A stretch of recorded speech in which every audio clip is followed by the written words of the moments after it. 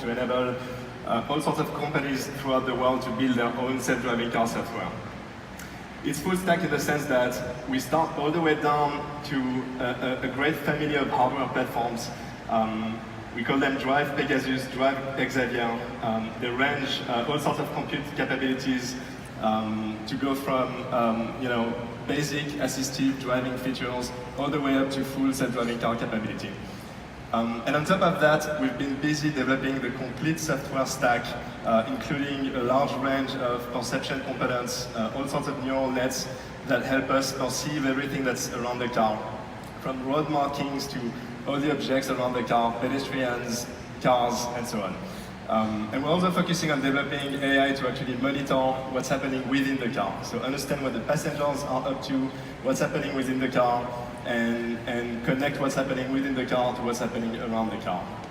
This platform today is already serving hundreds of companies out there, and the platform is open, and some people decide to use it at a fairly low level, while others decide to do and use more of the stack we provide. So when we started building a lot of this AI a couple of years ago, and we started ramping up this project, one thing that became really, really clear was, man, building AI for self-driving cars is a tremendous challenge. And I think a lot of the industry probably underestimated what it would really take to get us there. So here we're looking at a few of the neural networks that we've been developing in our stack. We're developing close to 20 unique models to power our self-driving car stack. And I think what makes it really challenging is that you not only have to develop a large collection of AI modules and neural networks to power through this problem, but you also have to actually prove that these networks are going to have the right behavior across an incredible large array of conditions. So conditions, think of things like weather conditions, scene types, geolocations, countries throughout the world. Going from a prototype that seems to have the right behavior and work in a particular domain to a full-blown system that actually does the right thing across all these conditions is a tremendous endeavor. And the reason it's so hard is that you not only have to spend a lot of time thinking through the architecture of these models and train them, but you do have to do a tremendous amount of testing and validation. And testing is really one of the central aspects I want to touch on today. So how much testing are we actually talking about? So one of the things that we're going to have to do as an industry is rely on simulation extensively to actually push the boundaries of what we can test and push our self-driving car through all sorts of scenarios and really push the boundaries of what it can do. But one of the things we're never going to be able to avoid is actually relying on real collected data to actually measure exactly what the stack does on real-world data. Simulation is always going to be a proxy, and so real data never really goes away. And real data is really an obsession to me, mostly because dealing with real data is a real challenge. So let me give you a sense of the scale. On this chart here, I'm showing a couple of things. The red curve basically shows you our projected plan to validate each of our neural nets that we've been developing. And so what it tells you here is that, after we've kind of decomposed our whole self-driving car software and we're looking at each individual AI components in the stack, and by AI components, I'm mostly talking about neural networks, we're going to want to show that each of these neural networks are robust and have the right behavior over millions of miles of real data. And notice that that plan is exponential. We're starting fairly small, and then we're basically doubling performance and robustness quarter after quarter. So it's a very aggressive plan. Now jump to the green line. The green line is basically the data we're going to have to collect to actually support testing that system at scale. And here I'm showing that in terms of miles, but I'm also giving you a sense of the size of the data in terms of petabytes. So we're starting fairly small, and then exponential data collection, and we're going to end up all the way to hundreds of petabytes to fully validate this system. And then the other thing that's really tricky is the compute requirement. So once you've built up these test data sets, you actually have to go test these systems, and we're talking about a few thousands of nodes to actually perform that test in under 24 hours. And just to make that really concrete, I'm sure there's a lot of machine learning people in the room.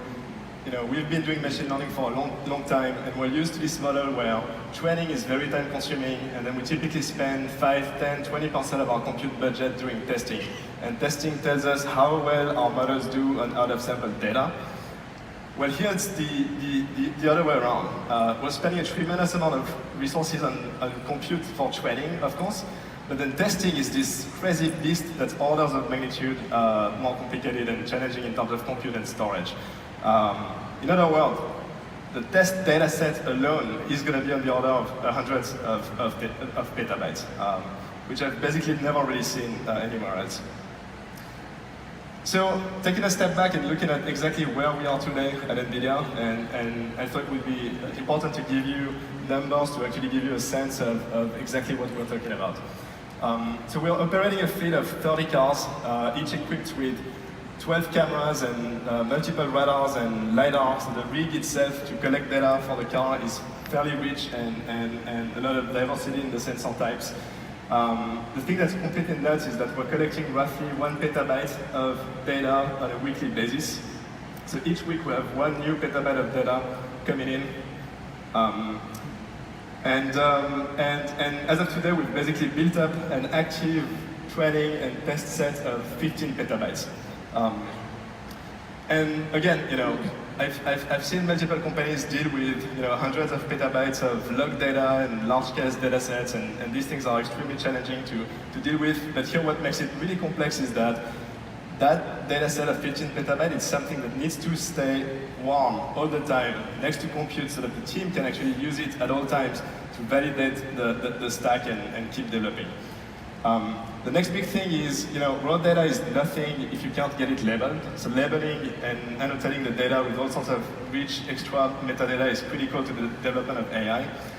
So we're currently employing a team of 1,500 labelers. We're plowing through roughly 20 million labeled objects a month.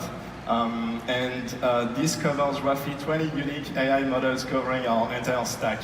So surround perception and in-cabin perception. And of course, the throughput is one thing, but the quality of labeling and what you decide to label and how you actually build up the data sets is also a really critical variable, and I'll touch on that in a bit. And the last part is compute and storage. So of course, you can't really leverage any of this if you don't have a tremendous amount of compute capability and the ability to actually cache this data next to compute. So the first big thing we've been building is a supercomputer made of 4,000 GPUs that's basically giving us 500 petaflops of FP16 performance for training and testing, and we use it heavily for both. The other thing we started doing and we had to do was actually start racking up the Drive Pegasus platform that goes into our car, and we had to rack it up into our cluster to actually use it for bit-accurate testing and simulation. So this is a super interesting problem where the idea is that we're interested in actually having access to the hardware that's going to run at the edge in the car, but in the cluster so that we can fully validate the behavior of the software in the car. And last is compute. We've already provisioned 30 petabytes of caching right next to our compute, and I'll talk more about that in a bit. So tremendous complexity, amount of training and test data that's really on an order of magnitude that's significantly higher than many applications. A lot of labeling and most importantly, smart labeling and compute and storage. And then we're on a path to exponential scaling, and we know that we're going to have to get to an order of magnitude more in the next couple of years. And so these factors really pushed us to think really hard about how we were going to solve that problem. 2 years ago, we had literally almost no test data for this problem, and we went from 0 to 15 petabytes, and we're on track to 100. And so the big question for a company like NVIDIA was, how are we going to keep track with all of this? How are we going to keep our development team busy? We're hiring hundreds of AI developers now for this project, and it was really important for us to make sure that we're building the right thing. So we started this project 2 years ago, and we called it Project Maglev. The reason for that is, one, magnetic levitation is really cool, and two, there's really no faster train than Maglev today, and so we thought it would be a great name for a project like this. So what is Maglev exactly? So when we started the project, we had 6 big things that we wanted to tackle. And really these 6 things fit into one common theme, which I call industry-grade AI development. And the idea there is quite simple. When you look at a lot of machine learning applications across the industry, very often most applications are typically okay being best effort. And by best effort, I mean that as soon as you start training a model and you obtain performance that's above whatever baseline you had before, then it's typically good enough to actually ship that model and start generating value. For a problem like self-driving cars, this is simply not enough. You have to go much further than that. You actually have to guarantee a specific level of quality and safety. And I believe that many other industrial applications will share the same type of constraints. So think of robotics, robots that have to interact with human operators. For these types of applications, you can't afford best effort. You actually have to show that all the neural nets you develop actually hit a specific target of accuracy and are tested at scale. So the first big thing was, of course, scalable AI training. We're all familiar with that. You can't really build AI without training models on fairly large data and doing a lot of that. The second big thing that to me is really central to everything we're doing here is petabyte scale AI testing. The ability to actually test these models on these very large scale test data sets. And this is really a central point of what we're building here. The third one is what I call AI-based data selection or data mining, and this is typically a core component of active learning workflows, where the idea is that at some point the training data sets you build are not enough to sustain accuracy improvements, and you have to get smarter about how you build up these data sets. So I'll say a bit more about that in a minute. And then traceability. So we believe that we needed a much more systematic methodology to actually develop these systems. It's not good enough to just gather some data, train a model, and then deploy it. We believe that we had to up the game there and start building something that was going to give us much more rigor in how we treated the data set management and code management all the way to how we deploy these models.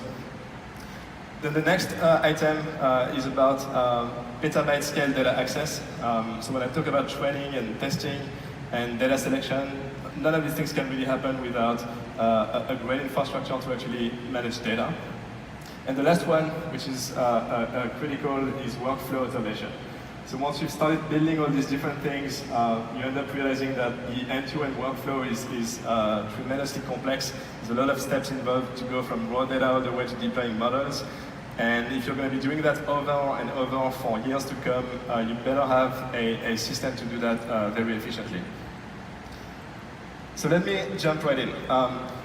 One of the most common workflows for anyone who is building ML, machine learning, deep learning-based systems in the industry is to basically collect data, select what data to label, get it labeled, train your models, test them, and then eventually deploy these models.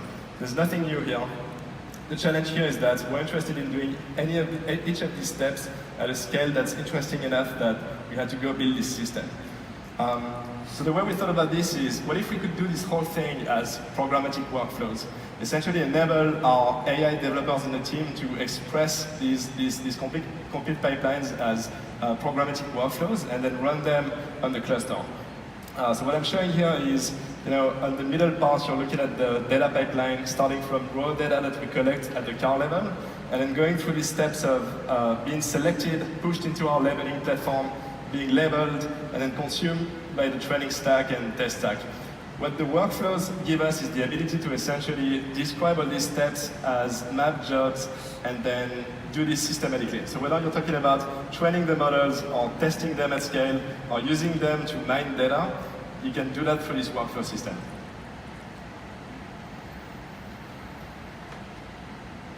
What's really interesting here is that it gives us a way to systematically have a systematic interaction between our models and the way we represent data.